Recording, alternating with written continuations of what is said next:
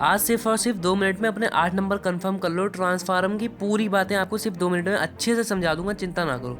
खाली देखो आपको क्वेश्चन कैसा लिखा मिलेगा, वहाँ पे ऐसा लिखा मिलेगा कि ट्रांसफार्म को पूर्णतः समझाइए, ठीक है।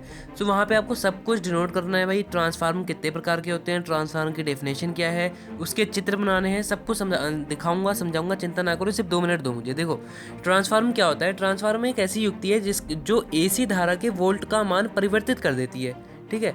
यानी वोल्ट का मान परिवर्तित करेगी, मतलब हमने कहीं कितना भी करंट भेजा तो वो उसे कम कर सकती है या ज़्यादा कर सकता है। तो ट्रांसफार्मर यही काम करता है, ठीक है। जो बिजली घर से करंट आता है, जैसे कि हम लोग के यहाँ घर में सीधे थोड़ा करंट आ जाता है, बिजली घर में बनता है, फिर बिजली घर वाले ट्रांसफार्मर में भेजते हैं, फिर ट्रांसफार्मर से हमारे घर में आता है। तो ट्रांसफार्मर क्या काम करता है, वो जो ज़्यादा बिजली भेज रहे हैं बिजली घर से बना के, उसको कम करता है या ज़्यादा करता है। आइए देखते हैं क्या होता है उसमें।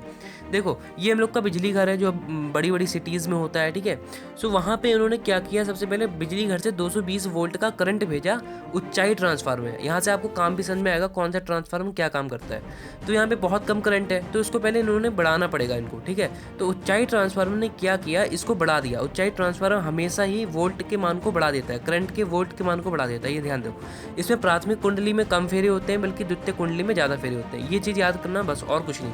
अब जब ज़्यादा वोल्ट हम लोग के पास एनर्जी आ गई ऊंचाई ट्रांसफार्मर से, उसके बाद क्या किया हमने, उसे अपचाई ट्रांसफार्मर में डाला, क्योंकि बहुत ज़्यादा एनर्जी है। इतना हम लोग के घर में कहीं करंट आ गया तो सब कुछ फूक जाएगा, ठीक है।